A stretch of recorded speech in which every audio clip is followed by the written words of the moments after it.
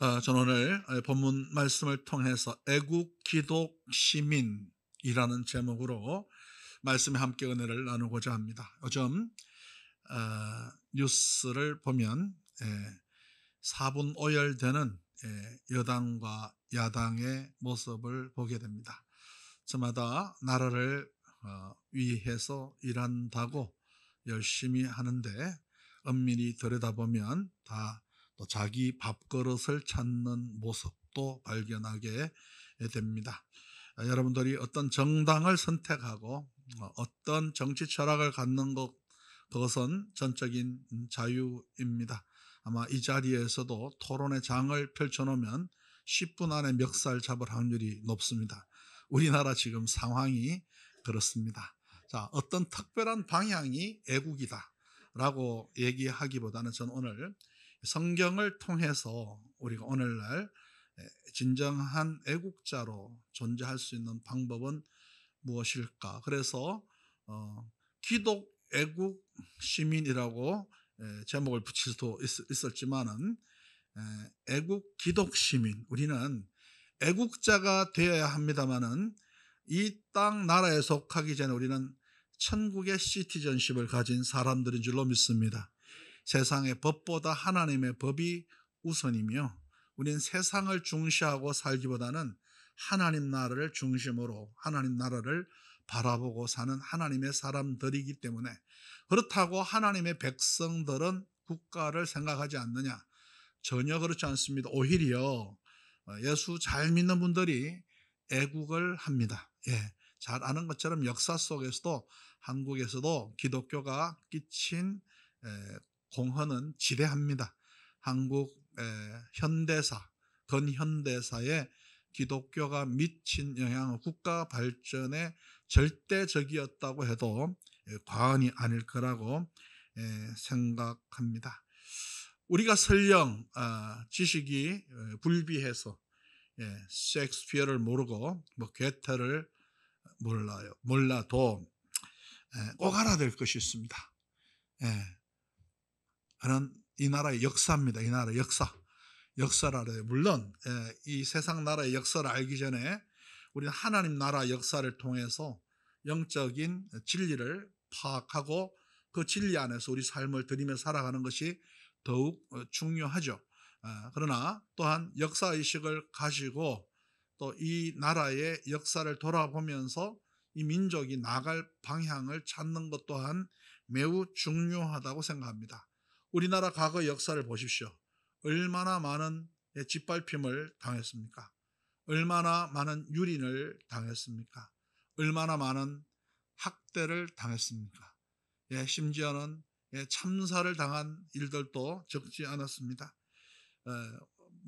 고려시대 항몽 전쟁이 일어난 그때로부터 시작해서 최근에 이르면 이제는 공산주의자들의 공격으로 인한 동난, 6.25 동난으로 인한 어려웠던 시절, 그리고 일제 수탈당하며 유린당했던 처참했던 35년의 역사, 이런 것들을 생각해 보면 다시는 그런 일이 있지 말아야 되겠다.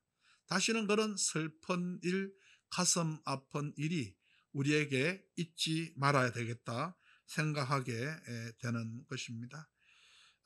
참 우리 역사를 생각하면 눈물 없이는 정말 넘어설 수 없는 그런 역사 고비가 있었습니다. 이 자리에 앉으신 분들 가운데도 90이 넘고 100을 향한 어르신도 계시고요, 80 넘으신 분들이 제법 많고요.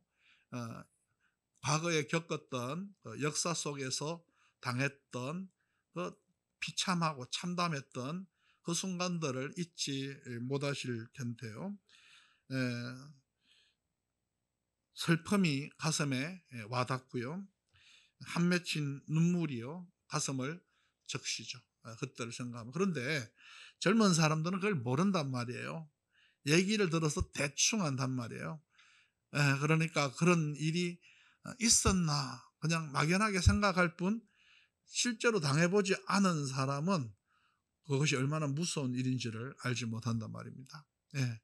그래서 역사 교육은 정말 중요합니다. 그런데 한국도요 역사 교육을 지금 소홀히 하고 있어요.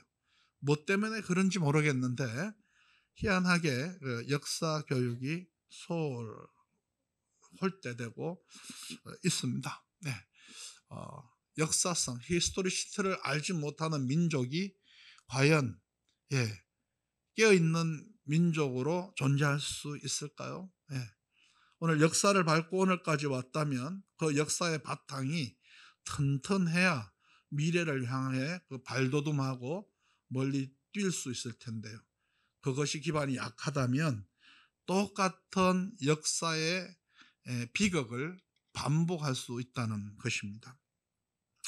미국의 독립운동가였던 프랭클린이 그런 말을 했습니다. 안전을 위해서 자유를 포기하는 사람은 그 자유와 함께 안전도 잃어버린다. 그런 얘기를 했습니다. 여러분, 우리가 장장 편안하게 살려고 의식을 잃어버리면 그 의식을 잃어버린 대가가 고스란히 우리에게 돌아오고 맙니다. 그래서 역사인식을 바로 가지고 있어야 합니다. 오늘 말씀 본문은요, 이스라엘 백성들이 바벨론의 포로로 끌려가 있을 때 그 참상을 기록하고 있는 말씀입니다. 잘 아시는 것처럼 BC 586년에 남유다가 바벨론 제국에 멸망을 당했습니다. 그런데 비참하게 멸망을 당했죠. 하나님께서 여호야김에게 뭐라고 말합니까? 에레미야를 통하여 바벨론과 수교하라. 바벨론과 수교한다고 바벨론이 봐주진 않아요. 그런데 더 비참한 꼴을 면하도록 하시기 위해서 바벨론과 친근하게 접근하라 했는데 여호야김이 자기 형 여호아스를 폐위하는 애굽의 파워를 보고 자기도 폐위당할까 봐 인간적으로 접근을 한 나머지 결국은 더 큰 참극을 당하고 말았던 것도 기억합니다.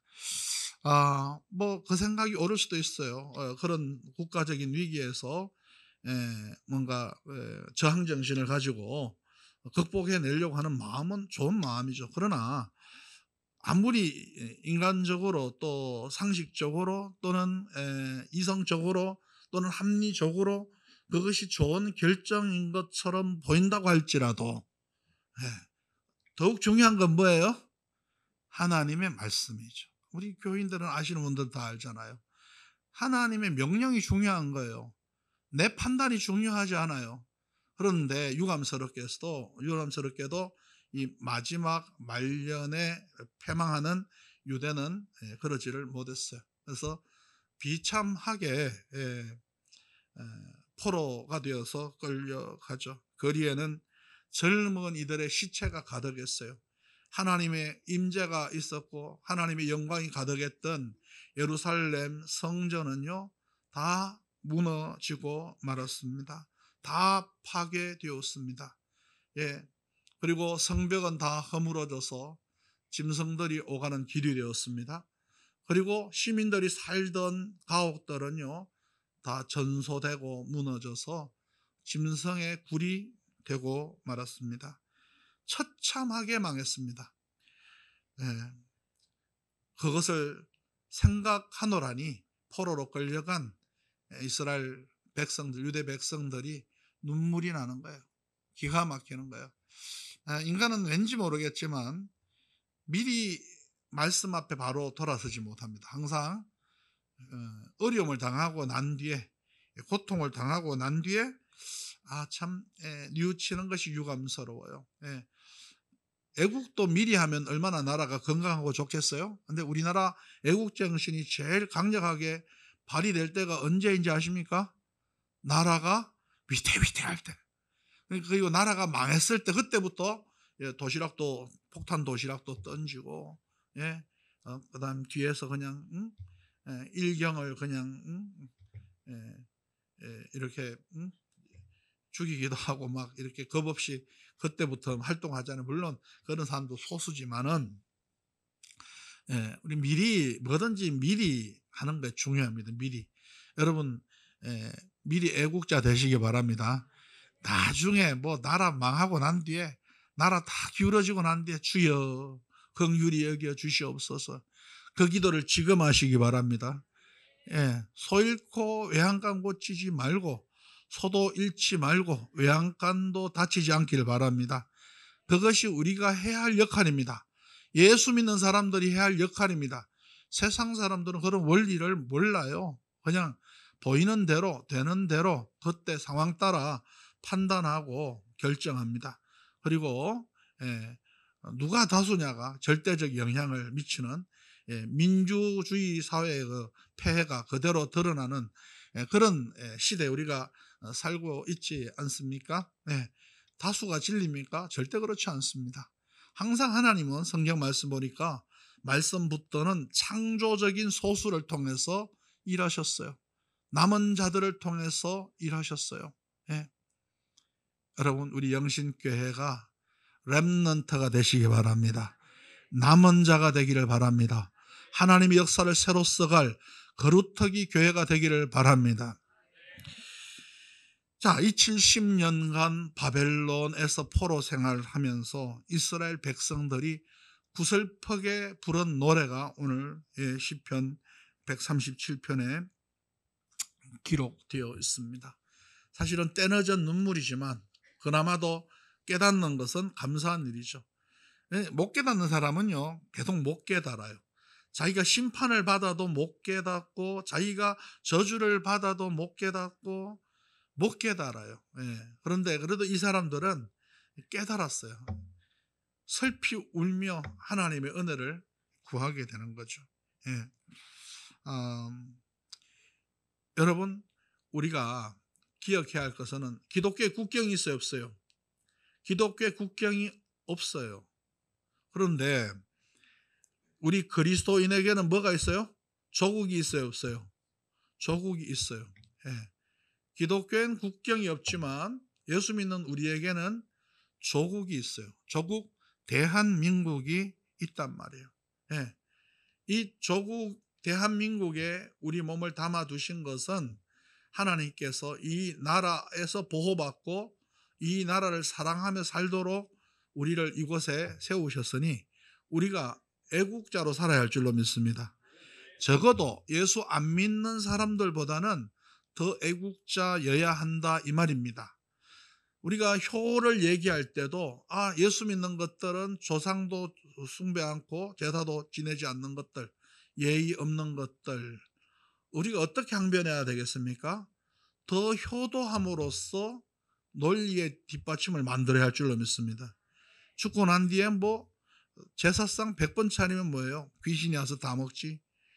우리 할아버지가 와서 어머니 아버지가 와서 드시면 날마다 차려야지. 날마다 새끼 네끼 5끼도 차리고 늘 차려야 되지만 막 1년에 한 번, 2번 차리면서 큰 소리를 얼마나 치는지.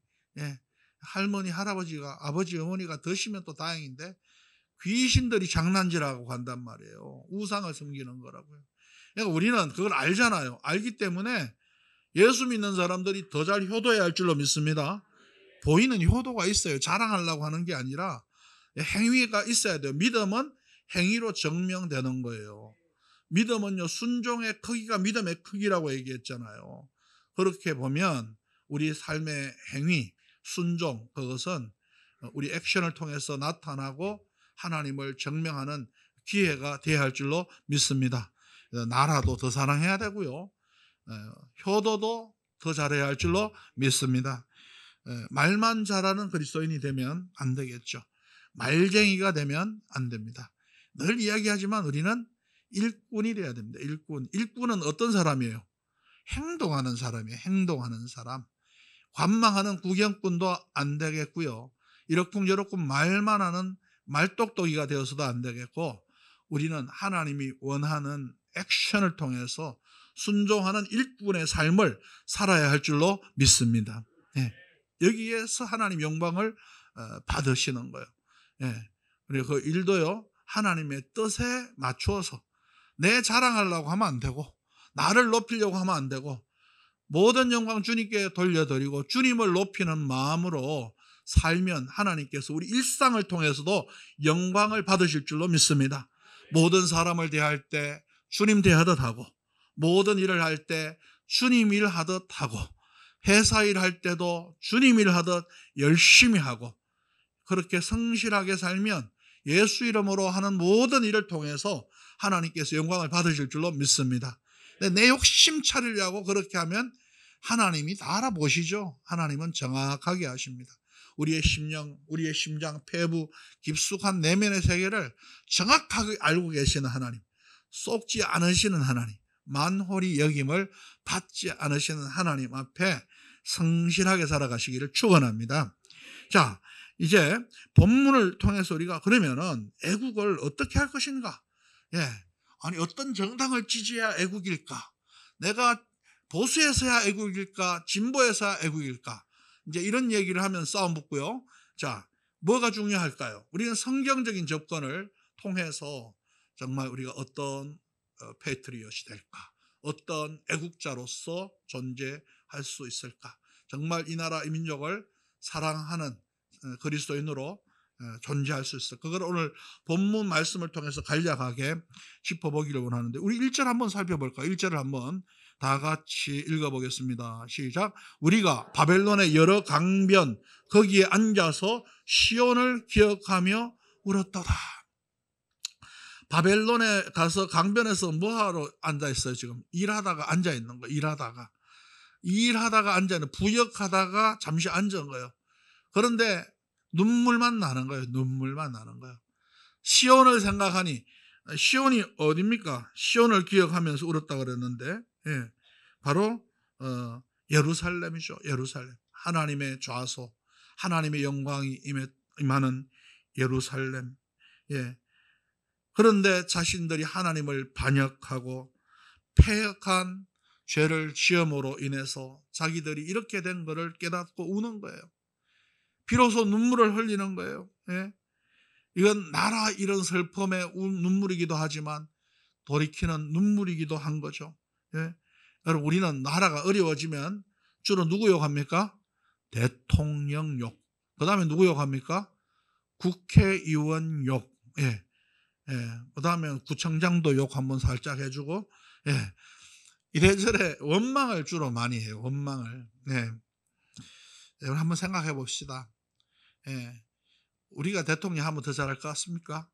우리가 국회의원 되면 그 사람들보다 나을 것 같아요. 그 사람들보다 시원찮아서 지금 여기 있는 거예요. 그러니까 잘못하는 거 물론 고쳐가야 되겠지만은 누구를 원망할 일이 아닙니다. 누구를 저주하기 전에 이 어려운 현실과 고통은 곧 나로부터 시작된 것이다. 이것이 성경적 역사인식입니다. 모든 어려움은 나로부터 비롯되었다. 옛날에 이제 천주교에서 내 탓이오 쓰다가 사람들이 그래 니 탓이오 그러니까 그걸 지웠다고 그럽니다만은, 우리는 기억해야 됩니다. 민족의 죄악은 너의 죄악이 아니에요. 민족 공동체 안에 있는 나의 죄악입니다. 하나님은 그런 마음을 갖고 살기를 원하십니다.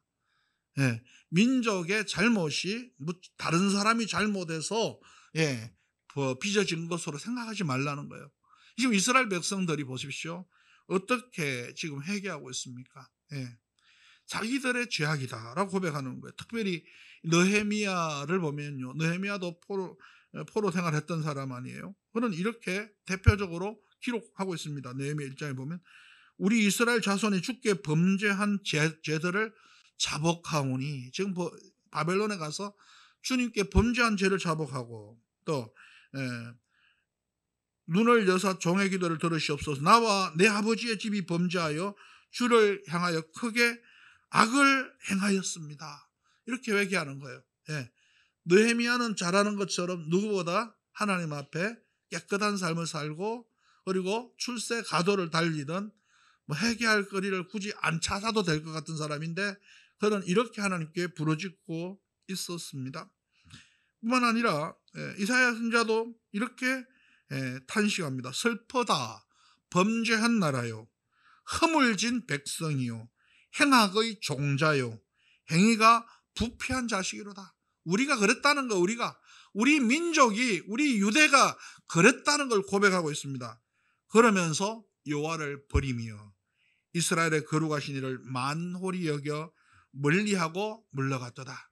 어쩌면 우리는 범죄한 이 단어에 해당 안 되는 것 같고, 허물진 이 단어에 해당 안 되는 것 같고, 행악의 종자 이건 더 아닌 것 같고, 행위가 부패한 자식 이것도 아니라고 슬쩍 발뺌을 할 텐데, 뺄 수 없는 게 이 말씀에 있어요. 이스라엘의 거룩하신 이를 만홀히 여겼다. 그러면서 멀리했다. 그러더니 물러갔다.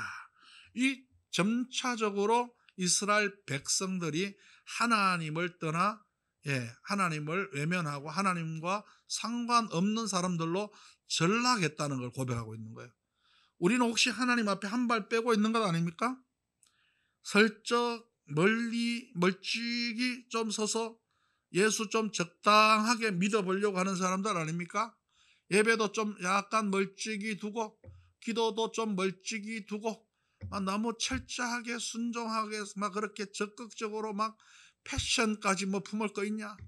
이대로 살다가 천국 가면 되지. 이런 식으로 사는 것 아닙니까? 이스라엘 백성들이. 우린 하나님의 chosen people, 선택받은 사람들이니까 좀 어떻게 살아도 하나님 우리를 지켜주실 거야. 착각입니다. 착각. 서서히 멀어진 게요, 아주 멀어지게 되는 거예요. 서서히 하나님의 말씀을 외면하더니 나중에는요, 하나님의 말씀에 귀를 닫아버렸어요. 참 선지자들이 외치는 복음에 귀를 기울이지 못하고 거짓 선지자들의 타협 섞인 메시지를 받아들였어요. 오늘 현대를 살아가고 있는 기독교인들이 그런 삶을 살고 있는 것은 아닐까요? 어떻습니까, 여러분? 여러분, 회개해야 됩니다. 이 민족의 죄악은 나의 죄악입니다. 나하고 무관한 것이 아닙니다. 내가 기도로 방어하지 못한 죄악이다.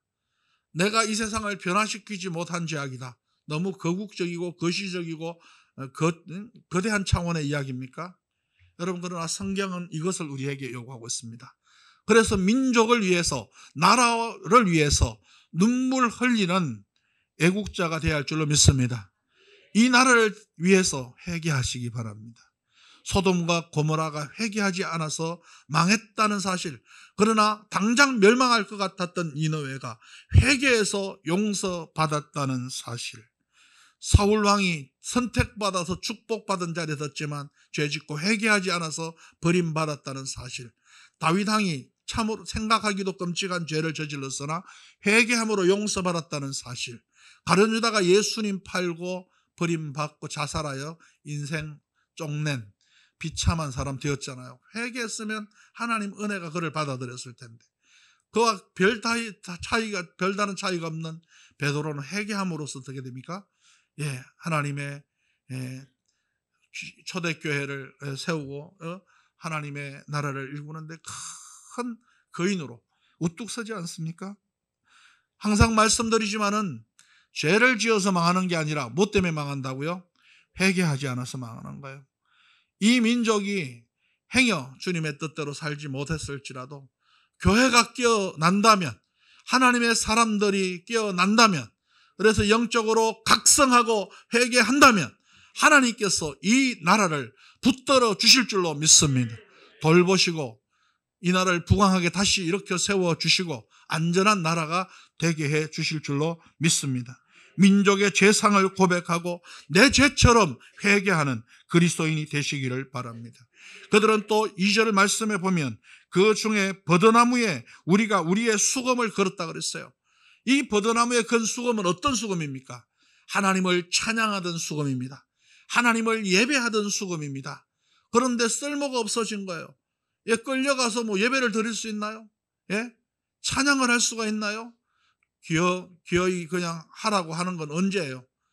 바벨론 군인들이요, 술 파티 하면서 야 노래 불러봐, 죄 짓는 도구로 사용하게 하는 거예요. 그러니까 내 혀가 내 입천장에 붙을지로다 이렇게 얘기한 거예요.